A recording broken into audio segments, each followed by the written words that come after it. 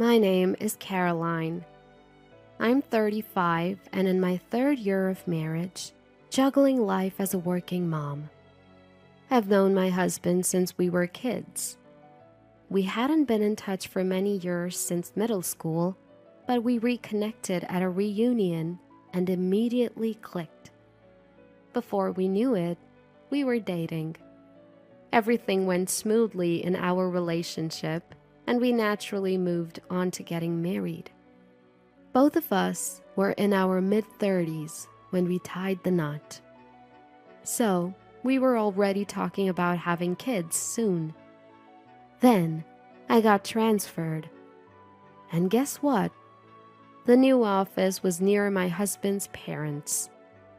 My husband and his folks were thrilled. "Why don't we live together? It'll be easier when you guys have kids," they said. Now, it's not like I have a bad relationship with my in-laws, but I wanted to maintain some space, so I kindly declined. They seemed pretty disappointed. I felt guilty, but figured it's better for everyone to have some boundaries. My husband agreed, or so I thought. Looking back, that was the starting point for everything. Due to my job transfer, we had to rent a new apartment. My husband's commute went from 30 minutes to an hour. I felt bad for making his life harder, but he told me, "We're a team. Don't worry about it." I was glad to have such an understanding husband. Yet, my in-laws didn't see it that way. "How can you inconvenience your husband for your own needs? A good wife would never do that," they criticized. Exactly. Derek is right. Don't you think you lack a sense of compassion for your husband? Why were they butting in? We had made this decision together. Ever since I turned down their offer to live together, they've been giving me the cold shoulder. "Caroline, did you marry your job or what?" Look, you're not getting any younger. Start thinking about having children. True happiness for a woman isn't found at work. It's in raising a family. Funny, because before we got married, they were all for me continuing my career, saying things like, "If our son is with a self-sufficient woman, we can rest easy." Can you believe how he's changed just because I said we shouldn't live with his parents? At first, my husband used to stand up for me, but now he's like, "Well, what Dad and Mom are saying makes sense. At this rate, what's even the point of us being married?" He's actually started saying things like that. But that's not all. "No, you're too busy to cook? Fine, I'll eat at my parents' house," he says and heads there more often than not. Sure, I've been working late since the job transfer. I've been doing my best with pre-made meals and takeout, but I guess that's not good enough for him. And then, the second I get home, the calls from my mother-in-law start. "What kind of wife can't even prepare a meal? Are you even aware you're married? You're just a freeloader." Hold on, I make money too. She ends the conversation with, "From now on, we'll feed him. So do whatever you want." Taking care of your married son's meals? Talk about helicopter parents. To begin with, my husband comes home at the same time every day. Shouldn't he be the one making dinner when I'm stuck at work? It's not just my in-laws, I'm also growing frustrated with my husband. Even with all these concerns, I still have one person on my side. "Hey, it's Uncle!" "Caroline, how are ya?" "I've been better." "What's wrong? You sound down." The caller was my late mother's real brother. I lost my parents in my 20s, So my uncle has been like a stand-in dad for me. I told my uncle in detail about my job transfer and my struggles with my in-laws. He listened to me intently, and for the first time in a long while, I felt at peace. My in-laws, huh? That's a real piece of work. You're telling me? It's like they're negating everything about me. Your husband's no better. He should be standing up for you. I know, right? It's just awful.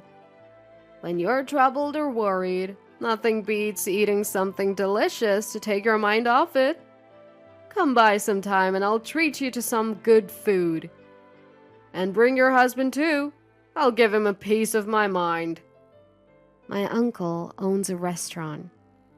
When my parents were alive, we often dined at his place. Sounds good. We'll definitely stop by soon then. Anytime, Caroline. If you're struggling, call me, all right? Thanks, Uncle. Talking to Uncle made me feel so much better. It was a much-needed relief. One weekend, I was catching up on chores I couldn't get to during the week. My husband, meanwhile, was lounging on the sofa, doing nothing. Hey, can you help out? I'm tired too. Why? You're the woman. You should do it. What kind of logic is that? My mom never made my dad do chores. That's because she was a homemaker. I work full-time. What? You think you're better than my mom? That's not what I mean. You've become so unpleasant. Luco's talking.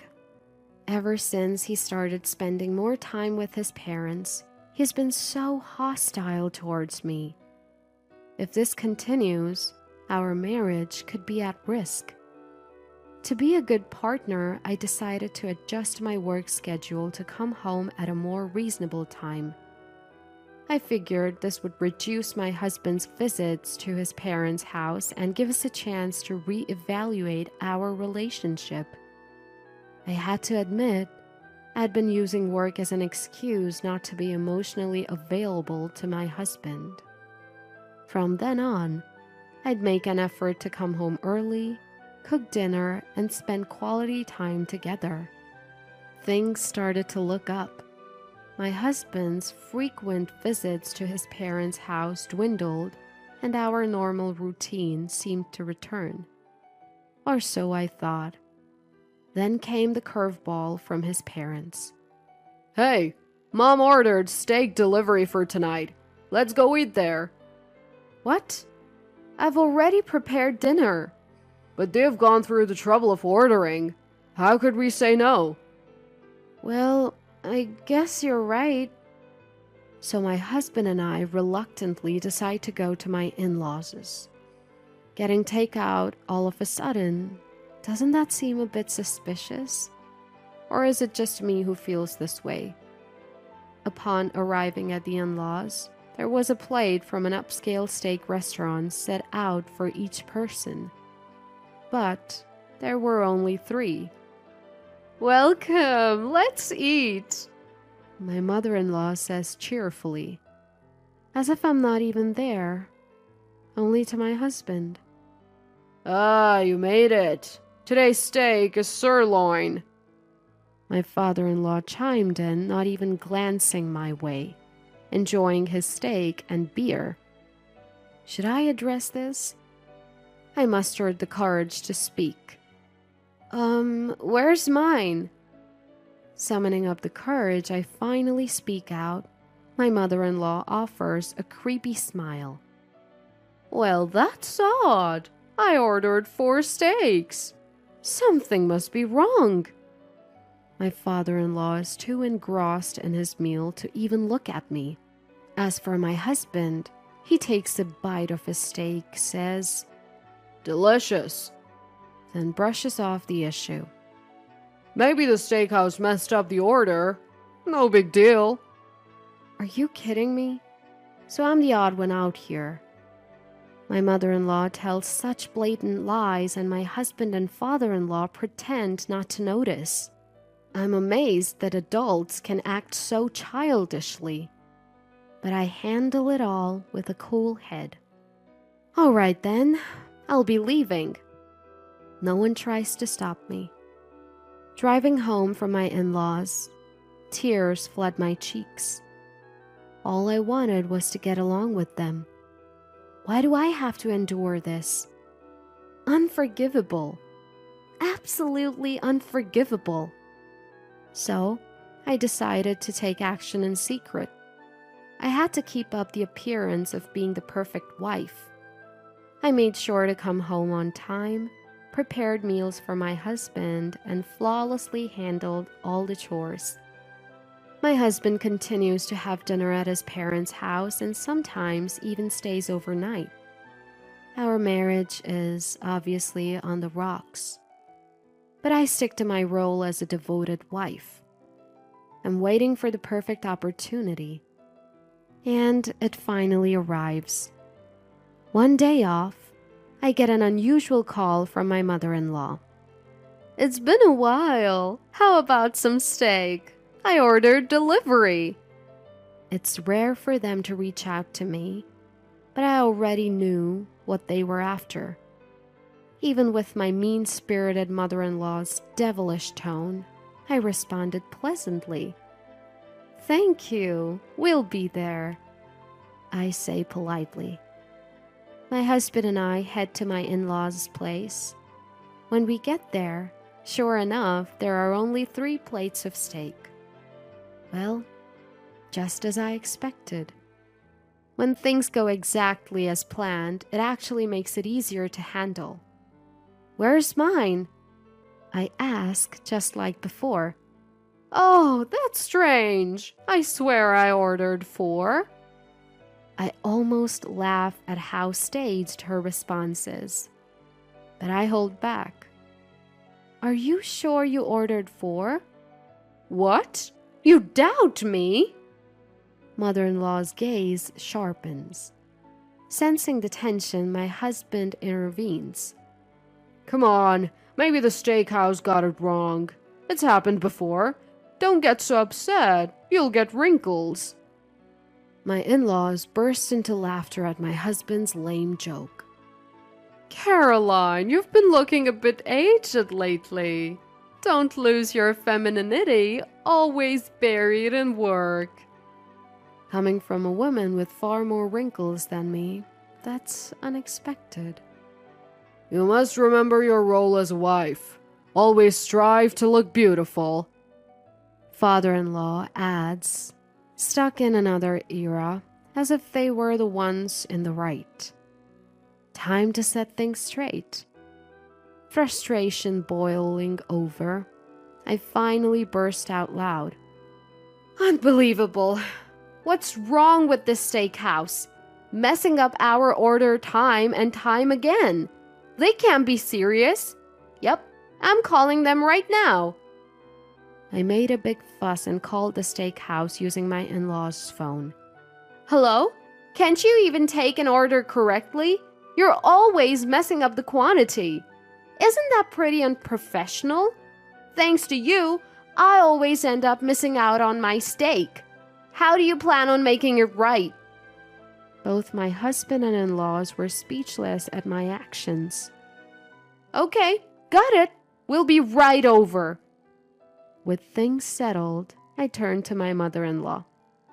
The steakhouse wants to apologize. How about we go there right now, mother-in-law? Apologize? Yes. They said they want to apologize in person for messing up our order so many times. They can't come now because they're open for business, so they asked if we could go to them. It's really a rude place, but they're willing to apologize. Let's go. This is just outrageous. Mother-in-law was flustered by my fiery tone, but I didn't care. It's the restaurant's fault, isn't it, mother-in-law? Caroline, you're blowing this way out of proportion. Just stop it.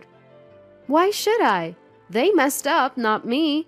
I've missed out on steak twice now. Isn't that weird? Don't be a Karen. It's embarrassing. A Karen? What are you talking about? I have a legitimate complaint here. Mother-in-law, you surely wouldn't forget to order my portion, right? Yes, of course. Then let's go get that apology, shall we? I pulled my visibly shaken mother-in-law and we headed towards the restaurant. My father-in-law and husband also followed, sensing that this was no small matter. Time for a little payback. As we entered, a few customers were inside, and a man who appeared to be the master was grilling steaks behind the counter. I was the one who called earlier. Upon hearing this, the master came out from behind the counter to face us. I would like an apology for the messed up orders. I prepared the quantity exactly as I was told.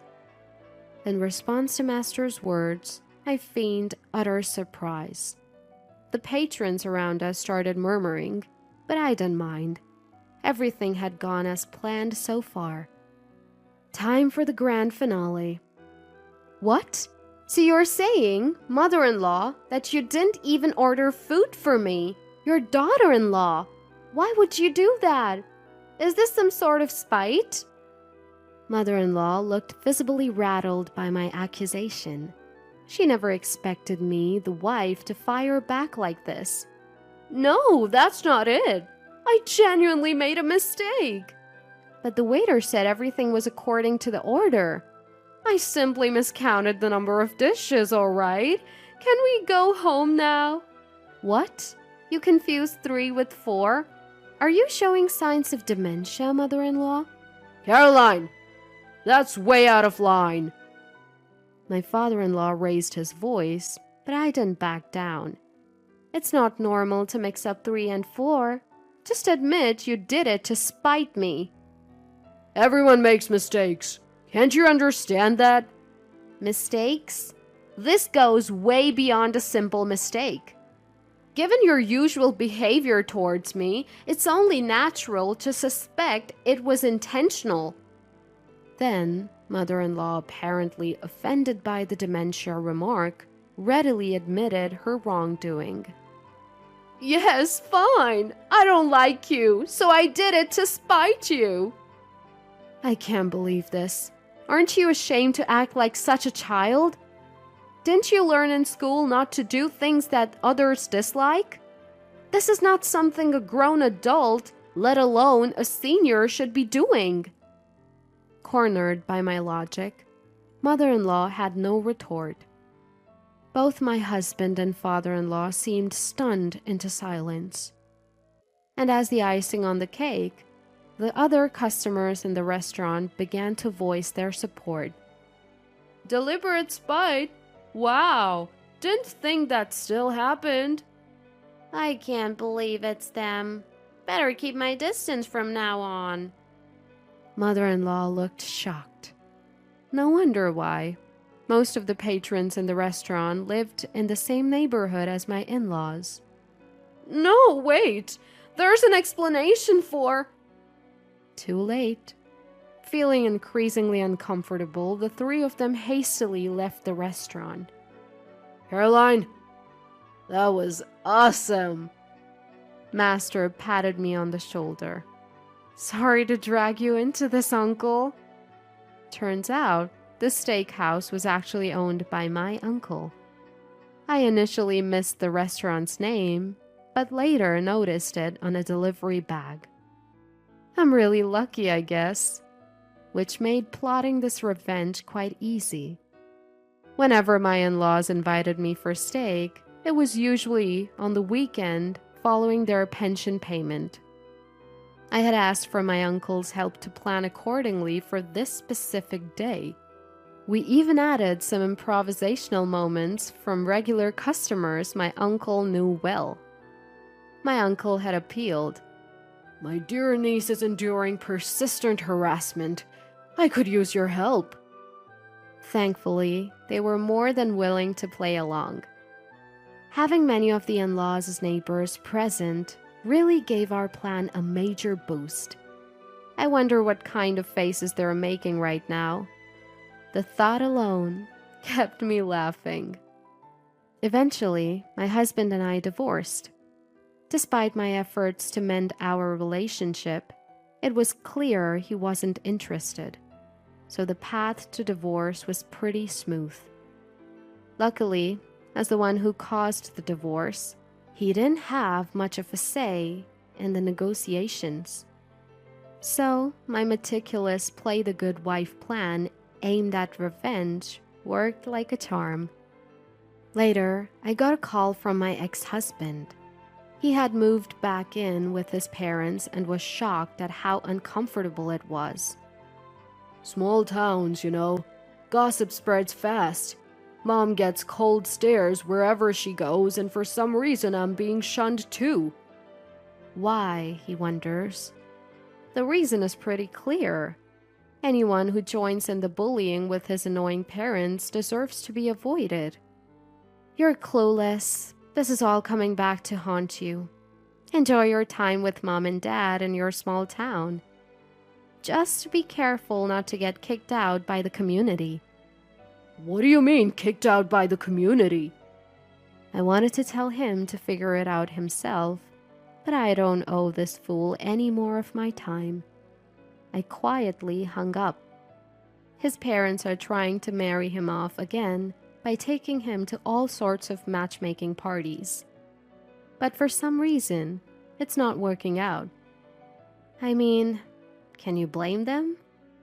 Caroline, you've got to find happiness, not just for yourself, but for your late parents too, my uncle said, grilling a sirloin steak across the counter. My latest indulgence is treating myself once a week at my uncle's place. Thank you, uncle. I can feel the tears coming. It must be too much pepper. It was a night where my uncle's kindness touched my heart.